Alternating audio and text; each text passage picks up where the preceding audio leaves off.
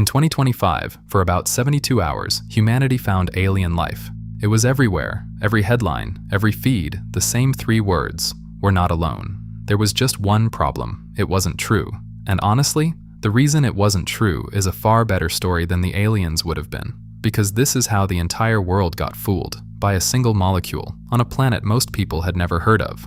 Stick with me, because there's one detail buried in this data that should have stopped the hype on day 1. I'll show you exactly where it was hiding, and once you see it, you can't unsee it. This is K2-18b, 120 light-years away in the constellation Leo, circling a small red star, and right away it breaks the rules. It's about 8.5 times heavier than Earth, more than twice as wide. Too big to be a rocky world like ours, too small to be a giant like Neptune. It's an in-betweener. We call them sub-Neptunes, and here's the strange part. They might be the single most common kind of planet in the galaxy, and we don't have even one in our own solar system, so we barely understand them, which means when this one started acting interesting, everybody paid attention. Because K2-18b sits in the habitable zone, that thin, forgiving band around a star where it's not too hot and not too cold, for liquid water. And in 2019, the Hubble telescope found actual water vapor in its air, the first time we'd ever seen water on a world in the habitable zone.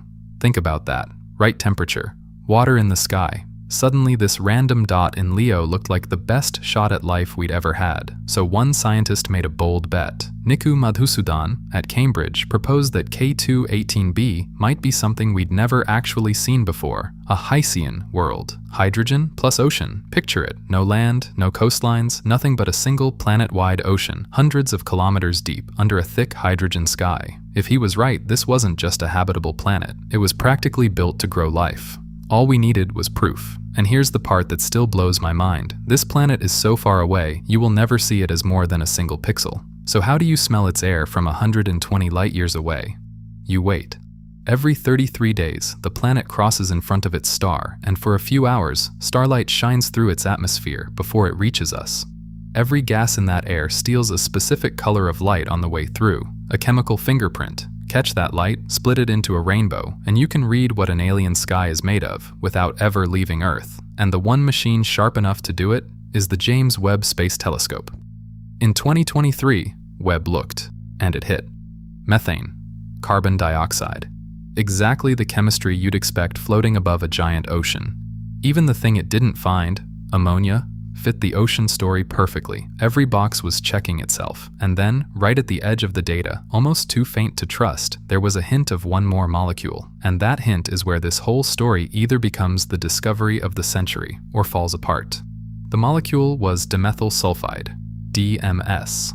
And to understand why scientists nearly lost their minds, you need to know where this gas comes from.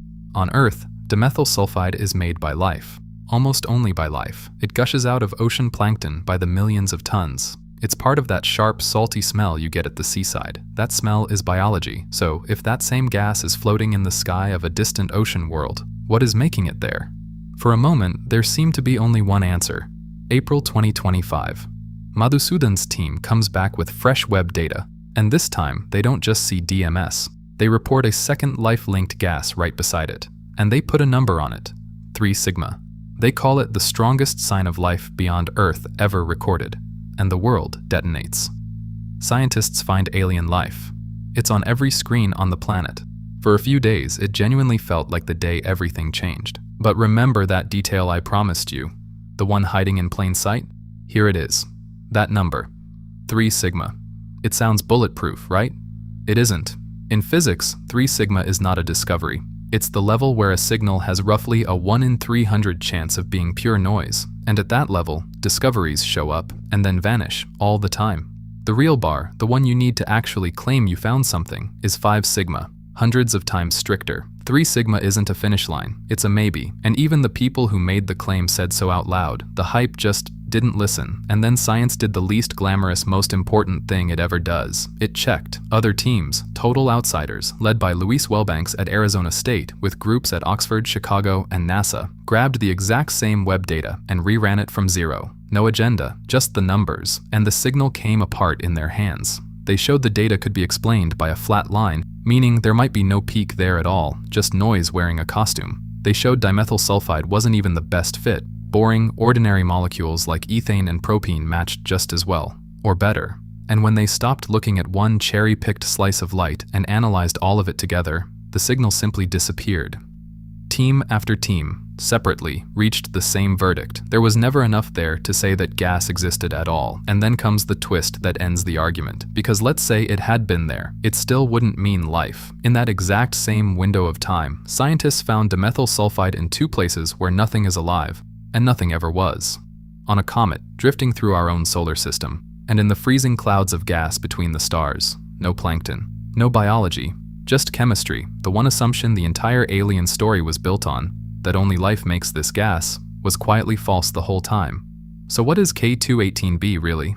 The honest answer is the one that never trends. We don't know. Maybe Madhusudan is right and it's a warm ocean under a hydrogen sky. Or maybe it's a hot mini Neptune with no surface at all, no ocean, nowhere for life to even begin. Same planet, same data. 2 completely different worlds, and today we still can't tell which one is real. And that's the part I actually love, because strip it all back, and this was never a story about aliens. It's a story about how we keep ourselves honest, a bold, thrilling claim, and then the slow, stubborn checking that drags us back to the truth, even when the truth is a letdown. We did not find life on K2-18b, not this time, but look at what we did do. We reached out 120 light years, read the air of an alien world, argued about a single molecule inside it, and caught our own mistake, in real time. That is not a failure. That is the machine working. We just built the tool that finally lets us look this closely, and it is still looking. Somewhere out there, around some quiet little star, the next signal is already on its way to us, and one of these days, it won't fall apart. One of these days, it will be real.